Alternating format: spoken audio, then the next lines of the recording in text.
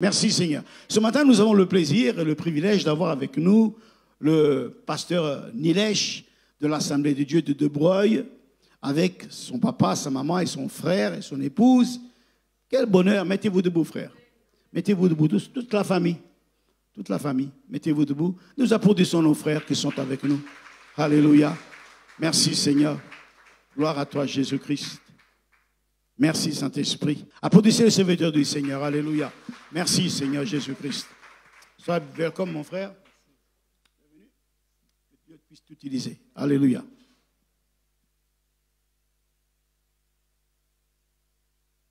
Eh bien, frère en Christ, bonjour à tous. Et quelle grâce et quelle joie, quel privilège surtout ce matin d'être là avec vous. Eh bien, je tiens à remercier le pasteur Jacques Barbera, son épouse et tous les frères et sœurs ce matin de Fic en Flac et pour l'accueil. Et c'est avec un immense plaisir que je me trouve ici avec vous, moi et ma famille aujourd'hui. Donc, je vous apporte les salutations de nos frères et sœurs de Dubreuil. Je ne sais pas si vous avez entendu déjà parler de Dubreuil auparavant, mais Dubreuil est connu pour le thé. Donc, si un jour vous venez à Dubreuil, on va boire une bonne tasse de thé ensemble. Et bien, on a passé un très bon moment dans la louange et l'adoration. Et ce matin, je suis content aussi d'être là pour voir des frères et sœurs que je n'ai pas vus avant, le frère David et le frère Vichal, là, ce matin, d'autres frères et sœurs, et Ritesh aussi.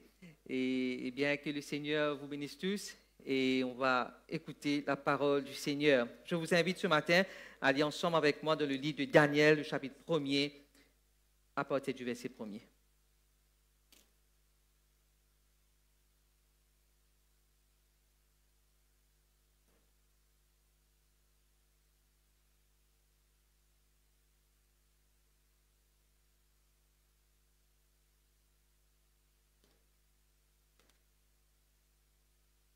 Daniel, le chapitre 1er, à partir du verset 1er.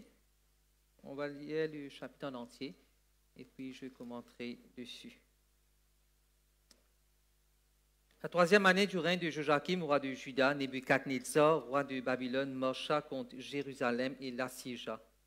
Le Seigneur livra entre ses mains Joachim, roi de Juda, et une partie des ustensiles de la maison de Dieu. Nebuchadnezzar emporta les ustensiles au pays de Shinéar dans la maison de son Dieu. Il les mit dans la maison du trésor de son Dieu. Le roi donna l'ordre à Ashpenaz, chef de ses eunuques, d'amener quelques-uns des enfants d'Israël de race royale ou de famille noble, de jeunes garçons, sans défaut corporel, beaux de figure, doués de sagesse, d'intelligence et d'instruction, capables de servir dans le palais du roi, et à qui l'on enseignerait les lettres et la langue des Chaldéens. Le roi leur assigna pour chaque jour une portion des mets de sa table et du vin dont ils buvaient, voulant les élever pendant 3 années, au bout desquelles ils seraient au service du roi. Il y avait parmi eux, d'entre les enfants de Juda, Daniel, Anania, Michaël et Azaria. Le chef des eunuques leur donna des noms. À Daniel, celui de Belshazzar, à Anania, celui de Shadrach, à Michaël, celui de Meshach, et à Azaria, celui d'Abednego.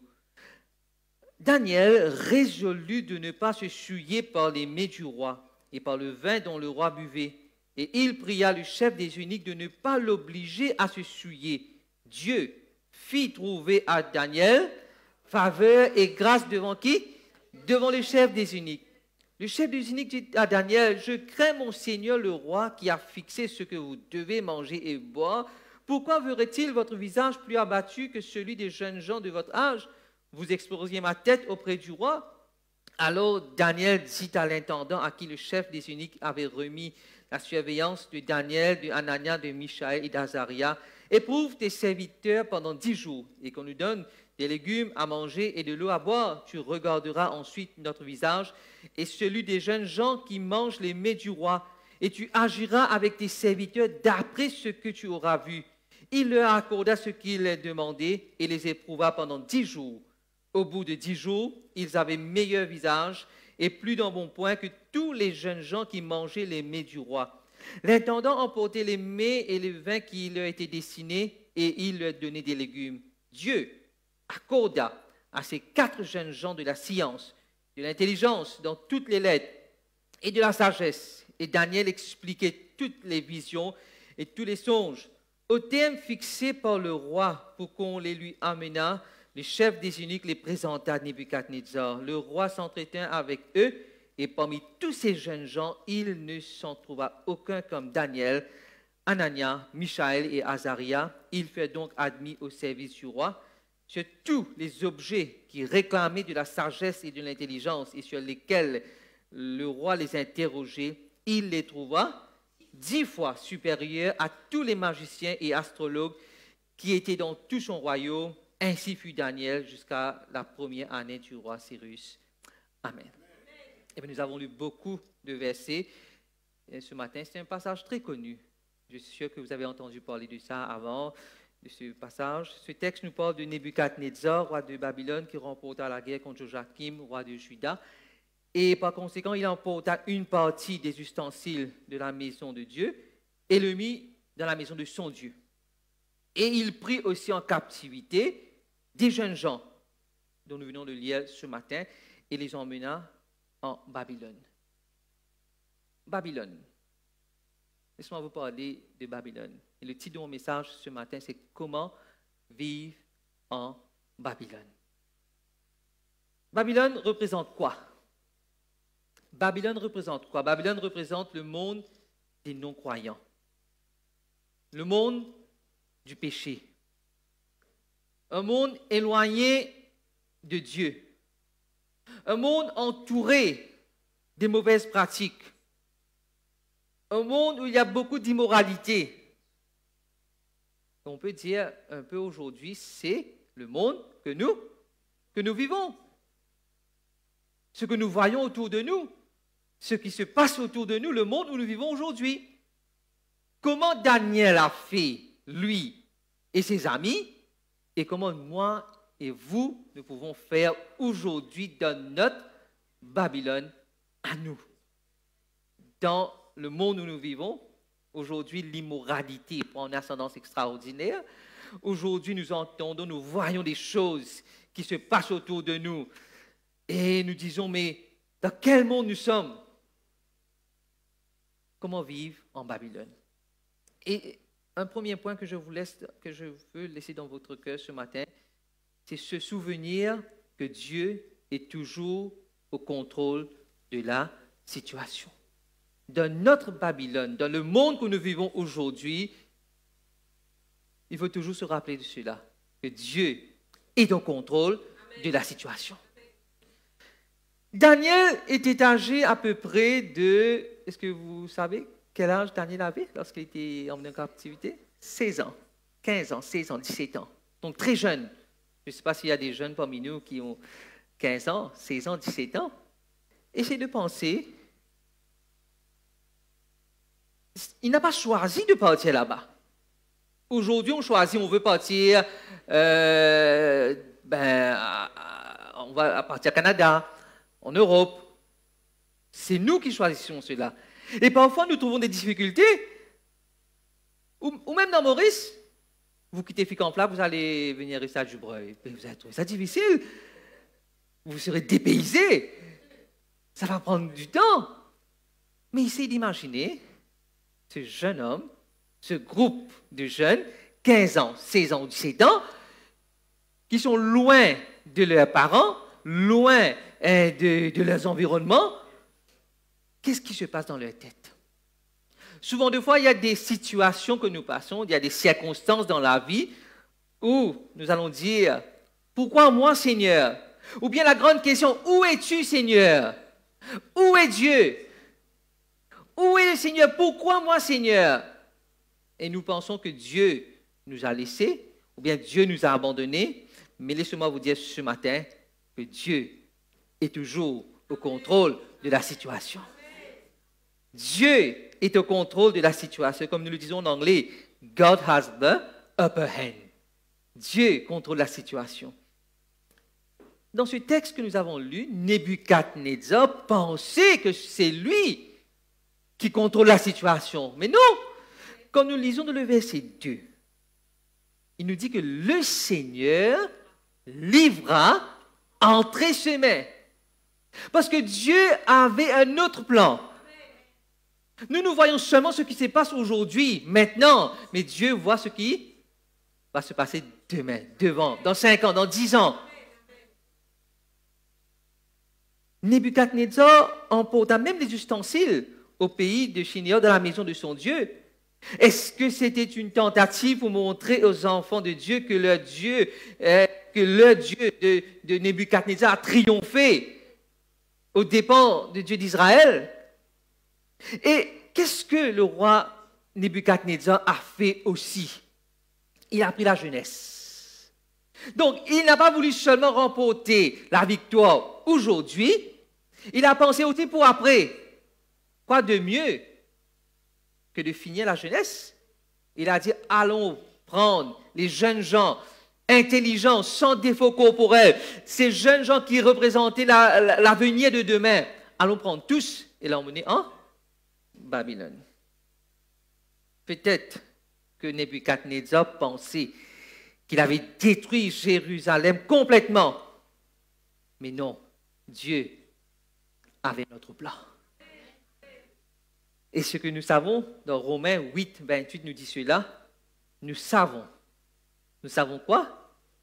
Que toute chose veut dire quoi? Toute chose. Nous pensons que seulement les choses qui sont bonnes, les choses qui sont agréables devant nous, mais toute chose, bonne et mauvaise, concourent au bien de ceux qui aiment Dieu, de ceux qui sont appelés selon son dessein. Toute chose concourt au bien. Mais ce matin, je ne sais pas dans quelle situation vous êtes, dans quelles circonstances vous passez. Peut-être que vous êtes venu ici tout triste, chagrin, et vous pensez que pourquoi moi, Seigneur? Mais ce que je vous demanderai de faire aujourd'hui, de vous tourner vers le Seigneur, le berger de notre âme. Tournez vers lui. Restez dans le plan de Dieu. Et vous verrez après que Dieu fait toutes choses belles en son temps. Et vous allez voir, même si vous passez dans la vallée de l'ombre de la mort, je ne crains aucun mal quand tu es avec moi. Donc, le premier point que je laisse dans votre cœur ce matin, comment vivre en Babylone? Se souvenir que Dieu, notre Dieu vivant, est au contrôle de la situation. Amen. Un deuxième point. Là, il faut faire attention. Oui, c'est vrai, notre Dieu est avec nous, notre Dieu est au contrôle de la situation, mais moi et vous, nous devons faire attention. Attention à quoi? Faites attention aux conformités avec le monde. Faites attention aux conformités avec le monde. Le but du diable, c'est quoi? C'est nous rendre conformes avec le monde. Conforme veut dire mettre dans un même moule. Vous savez, on va faire des gâteaux, et puis tout va sortir même dimension, même forme, tout pareil. Donc ce que le diable veut faire avec nous rendre conformes avec le monde, nous fait devenir pareil comme le monde. Et c'est ce que Nebuchadnezzar a voulu faire avec Daniel et ses compagnons.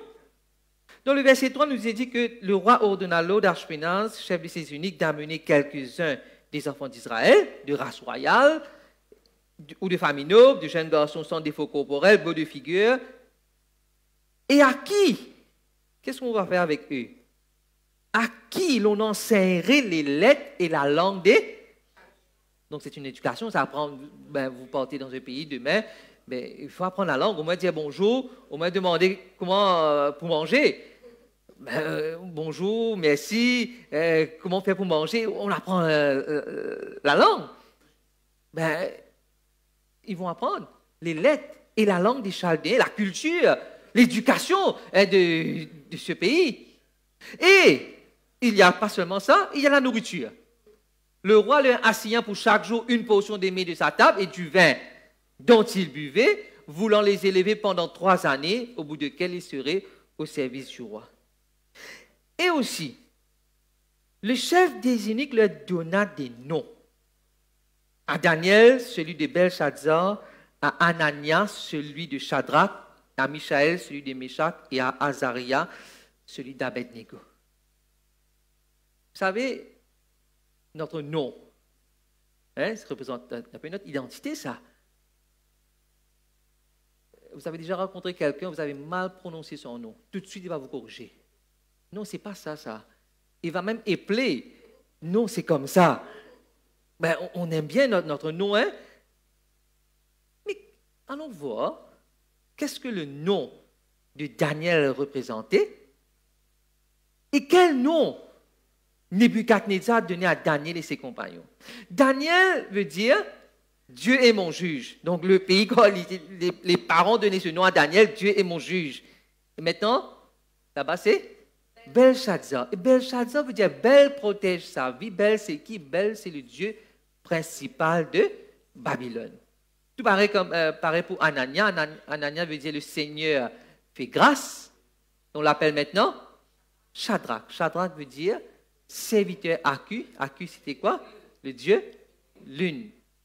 Michaël. Michaël veut dire qui est égal à Dieu. Et maintenant, c'est Meshach. Meshach veut dire qui est celui-ci? L'homme du roi. Azaria veut dire le Seigneur aide.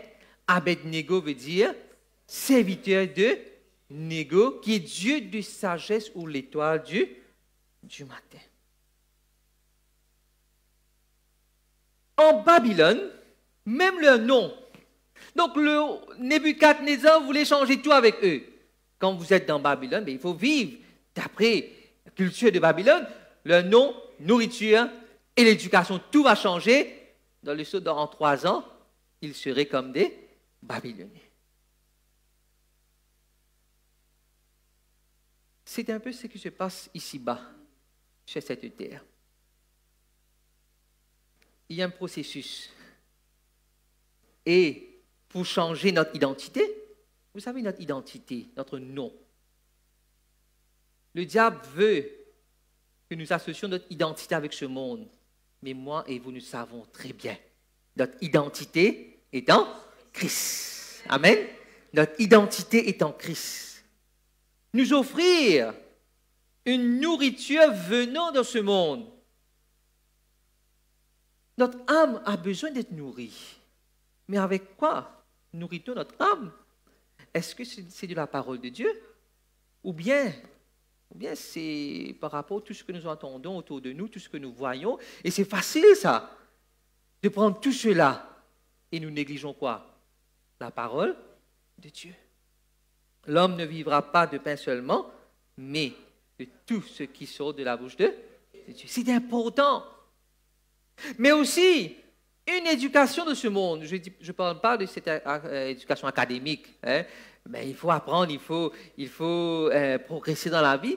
Mais il y a d'autres choses. Les choses qui étaient auparavant immorales, qui étaient péchées avant, les gens avaient honte de ça avant. Maintenant, ça passe autour de nous. On dit, oui, il faut accepter. C'est normal. Il y a les réseaux sociaux, il y a les médias, on voit tout, on entend tout, on va dire, non, mais il faut avoir de la compassion. Mais ce que la Bible a dit, que c'est péché, dans la Bible, ça reste toujours péché aujourd'hui. Ce qui n'était pas bien avant, ça reste toujours pareil aujourd'hui.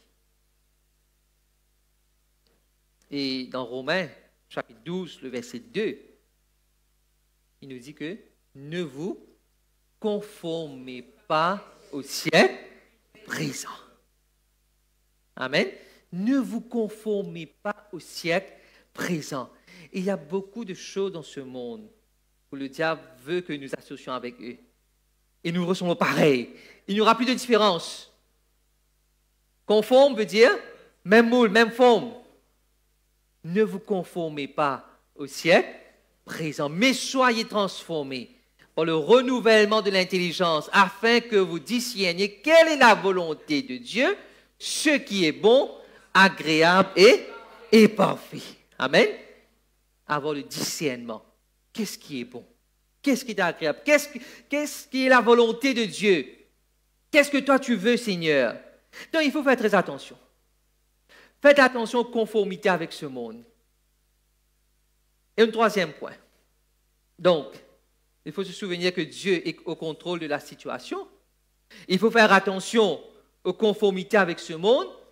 Et moi et vous, nous devons avoir une ligne de démarcation dans le monde.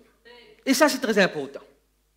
Il faut avoir une ligne de démarcation dans le monde. Et nous avons vu que Daniel résolut de ne pas se souiller par les mets du roi. Allons voir un petit coup. Est-ce que Daniel a refusé d'être emmené en captivité? Non. Il ne pouvait pas. Est-ce que Daniel a refusé quand on a changé son nom? Non. Est-ce que Daniel a refusé d'apprendre les lettres et la langue des Chaldéens? Non. Mais là, il y a quelque chose là. Il a refusé quelque chose qui allait toucher sa relation avec Dieu. Il a refusé quelque chose qui allait le souiller, qui allait le rendre impur. Et là, il a pris une position. Et là, il a dit non. Pas seulement non. Il a résolu, même s'il y avait la mort devant lui, il a dit non. Amen. Il n'a pas, quand il fallait l'emmener en captivité, c'était difficile, hein? C'était pas facile de dépayser, d'être loin de ses parents, loin de son Dieu, d'être en Babylone. On a changé le nom, ça aussi c'était difficile. Il fallait apprendre tout cela, c'était difficile. Il n'a pas dit non. Mais là, il a dit non. Parce que là, ça touche. C'est entre lui et Dieu. Sa relation avec son Dieu. Il a refusé les mets du roi.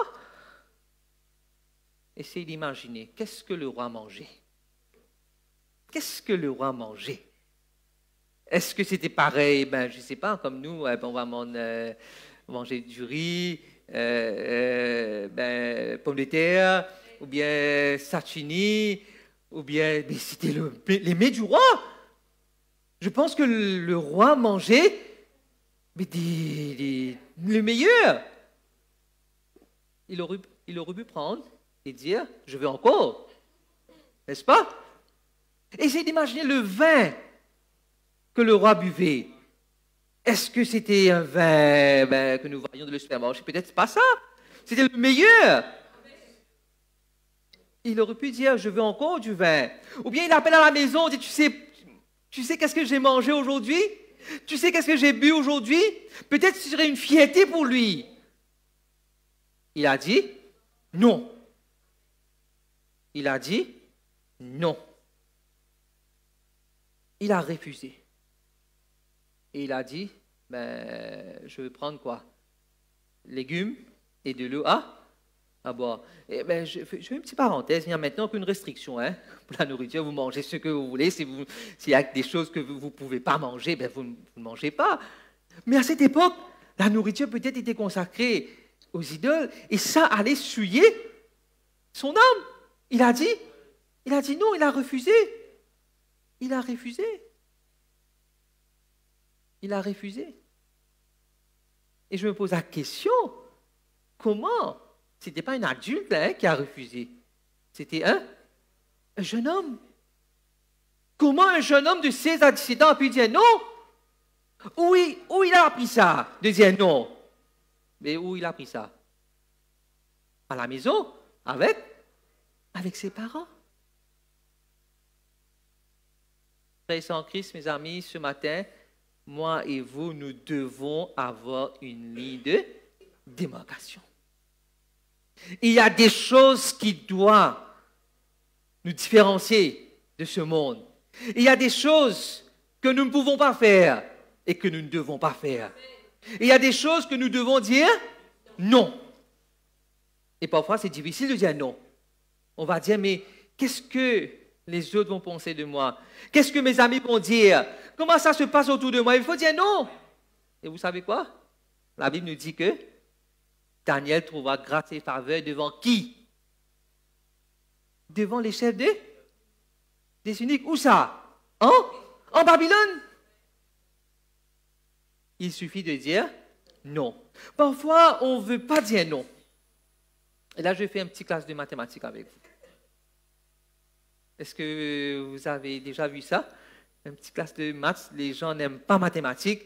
Et je vais vous montrer ce matin comment mathématiques est facile. Donc, en mathématiques, on fait ça, on appelle ça un Venn diagramme. Il y a 2 ronds, 2 sets. Okay? Là, au milieu, on appelle ça comment? Les enfants qui sont dans grade 9, là. Intersection. Intersection. Intersection, c'est quoi ça? C'est là où il y a les... Là où il y a les deux. Là où il y a les deux. Donc, si une personne aime manger biryani, l'autre aime mine frite, il y a d'autres groupes qui aiment manger les deux, ils vont se trouver au milieu. Intersection. Vous voyez, mathématiques, il n'est pas aussi difficile que ça. Hein? Oui. Mais dans ce monde, il y a un groupe, croyants et non-croyants. Ce groupe qui est au milieu, c'est bon d'être là, n'est-ce pas? On est un petit peu dans l'église, un petit peu aussi dans le monde. C'est un peu le mélange, c'est un peu la tiédeur, c'est un peu, on est au milieu. On n'est pas entièrement là-bas, on ne sait pas, on sait nous, il ne faut pas être là-bas, mais on est au milieu. On aime un peu le plaisir de ce monde, mais aussi on veut être avec Dieu, on sait qu'il faut être avec Dieu. Mais on l'était? On est où ça? Au milieu. Oui. On est au milieu. Et là, c'est le danger. Ça, c'est le danger. Le danger zone. Le danger. Il faut avoir une démarcation. Il y a des choses, je ne dis pas que le monde, il y a toute chose qui est mauvaise dans ce monde. Hein? Allons faire la différence. Il y a aussi des bonnes choses, il y a des bonnes pratiques dans ce monde. Mais là, quand il s'agit de l'immoralité, quand il s'agit des choses qui vont toucher notre relation avec Dieu, quand il s'agit des choses là où il faut faire un choix, soit on va régner Dieu ou bien on va faire plaisir dans ce monde, il faut dire non. Il faut dire non. Il faut se trouver où ça? Dans ce parti de gauche. Dans 2 Corinthiens, le chapitre 6, le verset 14 nous dit, 2 Corinthiens, chapitre 6, le verset 14 nous dit, ne vous mettez pas avec les infidèles sous un joug étranger. Car quel rapport y a-t-il entre la justice et... Est-ce que la justice et l'iniquité peuvent cohabiter ensemble? Jamais. Qu'y a-t-il de commun entre la lumière et les... Est-ce que la lumière et les ténèbres peuvent se retrouver ensemble? Non. Verset 15. Quel accord y a-t-il entre Christ et Bélial? Ou quel part a le fidèle avec l'infidèle? Quel rapport y a-t-il entre le temple de Dieu et les idoles? Car, voilà notre identité. Car nous sommes le temple du Dieu vivant, comme Dieu l'a dit. J'habiterai et je marcherai au milieu d'eux, je serai leur Dieu et ils seront mon peuple. C'est pourquoi. Sortez du milieu d'eux et séparez-vous, dit le Seigneur. Il faut avoir cette ligne de démarcation. En anglais, we have to draw a line. On ne peut pas dépasser. On ne peut pas transgresser. Il faut avoir cette ligne de démarcation. Ça qui va faire la différence entre nous et eux. Sinon, on va dire, mais tout le monde pareil. C'est ça qu'on va dire. Mais il n'y a pas de changement, il n'y a pas de différence. Mais en moi, avec moi et vous, nous avons quoi? La lumière. Nous avons l'Esprit du Seigneur. Et il faut faire la différence. C'est pourquoi sortez du milieu d'eux et séparez-vous, dit le Seigneur. Ne touchez pas à ce qui est. Et puis, c'est pour cela que Daniel a résolu. Il a dit non. Et je vous accueillerai. Je serai pour vous un père et vous serez pour moi des fils et des filles, dit le Seigneur Tout-Puissant. Amen. Je reviens sur ça. Comment ce jeune homme de 16 ans a pu dire non? Il a pu dire non parce qu'il a dit oui à son Dieu. Aujourd'hui, les parents, comme nous voyons ce qui se passe autour de nous, ce que je vois, je suis dans l'enseignement, je vois les jeunes je rencontre les jeunes tous les jours, eh bien, les parents ont beaucoup de craintes. Les parents chrétiens, ils vont dire, mais qu'est-ce qui se passe? Ah, il y a un garçon qui peut arriver, qui peut arriver motivé. Il y a beaucoup de craintes aujourd'hui. Mais aussi, les parents ne vont pas enseigner leurs enfants la parole de Dieu. Ils ne vont pas enseigner leurs enfants comment prier. On va dire aux enfants, laisse comme ça même. Laisse-y servir portable. Laisse-y get Netflix. Il est tranquille là-bas dans son coin, c'est bon. Mais comment arriver à l'âge de 15 ans quand vous ne serez pas avec lui? Quand il sera devant toutes les tentations de ce monde? Comment il va dire non? Si vous ne l'avez pas appris à dire oui à Jésus. Il faut inculquer l'enfant. Il faut amener l'enfant avec vous à l'église. On dit, non, laissez la case reposer. Non, l'enfant doit être avec vous. Il faut la parole de Dieu, il faut inculquer la parole de Dieu en lui. Où Daniel a reçu ça? C'est dans sa maison, avec ses parents. Quand il avait peut-être 10 ans, 8 ans, 3 ans. Il a su, il faut dire non à quelque chose qui allait suer son âme. Et là-bas, quand il se retrouve en Babylone, les parents n'étaient pas avec lui. Mais Dieu était avec lui. Vous allez dire, comment mon enfant va faire? Mais Dieu sera avec lui. Mais il faut maintenant même là, l'emmener sur le droit chemin. Amen. Et moi et vous, il faut dire non aussi. Il faut dire non. Et Dieu va faire ce qu'il a fait pour Daniel. Daniel a trouvé faveur et grâce devant le chef des eunuques. Dans ce monde que nous vivons, devant ceux qui nous persécutent, Dieu va nous faire aussi pareil. Trouver grâce et faveur dans ce monde. Amen. Et puis, au bout de quelques temps, Daniel et ses amis étaient devant le roi. Et la Bible nous dit que Dieu accorda à ces 4 jeunes gens de la science, de l'intelligence, de toutes les lettres et de la sagesse. Daniel expliquait toutes les visions et tous les songes. Il n'y avait personne semblable comme Daniel. Sur tous les sujets difficiles, on allait consulter qui? Daniel. Et c'est un peu pareil comme moi et vous, dans notre lieu de travail, quand il y a des sujets confidentiels. Vous allez voir, le patron vient vers qui? Vers nous. Quand il faut confier peut-être pour les finances, on va vers qui? Vers nous-mêmes. Quand il faut discuter des sujets importants, on vient vers qui? Vers nous. Pourquoi? Pourquoi? Parce qu'il y a l'Esprit de Dieu en nous. Amen. Et dans Daniel, chapitre 6, le verset 3, nous dit que Daniel surpassait les chefs et les satrapes parce qu'il y avait en lui un esprit supérieur.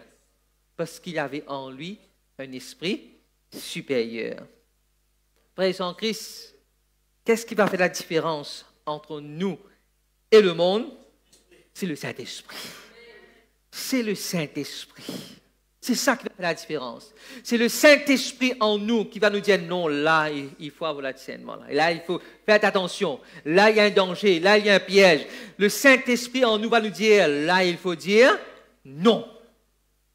Et nous allons voir, nous serons heureux. Même en Babylone. Même dans ce monde où nous vivons, Dieu sera avec nous. Donc, pour terminer, je dirais, il faut faire toujours se souvenir que Dieu est au contrôle de la situation. Dieu est au contrôle. God has the upper hand. C'est Dieu qui dirige tout. Et moi et vous, parfois, il faut rester tranquille. Il faut rester tranquille. Il faut se tourner vers Dieu. Prier. Seigneur, qu'est-ce que tu veux, Seigneur? Montre-moi, Seigneur, quelle est ta volonté, Seigneur? Il faut rester tranquille devant notre Dieu, même dans la tempête, même dans les épreuves. Restez tranquille et Dieu va nous aider. Donc, se souvenir que Dieu est toujours au contrôle de la situation et il faut faire attention. Faites attention aux conformités avec le monde et plus important encore, il faut avoir une ligne de démarcation dans ce monde. Et nous verrons la lumière qui est en nous. Parce qu'aujourd'hui, on ne peut pas dire, mais tout le monde pareil. Non, on ne peut pas dire ça. Parce qu'en nous, il y a la lumière, il y a le Saint-Esprit. Il faut que les gens trouvent en nous la différence. Et les gens viendront vers nous. Vous dites, mais pourquoi tu es différent, toi? Même les enfants de les écoles, pourquoi tu es différent, toi? De notre lieu de travail, pourquoi vous êtes différent? Là, dans un monde où il y a l'immoralité, où l'adultère, il y a presque partout. Mais toi, pourquoi tu es différent? Mais on est différent, pourquoi? Parce qu'il y a le Saint-Esprit en nous. Amen. C'est ça qui va faire la différence. Et la différence en nous va faire les autres se tourner vers le Seigneur. Ils seront attirés par la lumière, par le Saint-Esprit qui est en nous. Que le Seigneur vous bénisse ce matin. Eh bien, comment vivre en Babylone? Allons faire ce que Daniel a fait. Et nous serons heureux même dans ce Babylone où nous vivons. Et Dieu va nous faire trouver grâce et faveur devant ce peuple. À Maurice, partout ailleurs. Que le Seigneur vous bénisse. Allons rendre grâce au Seigneur.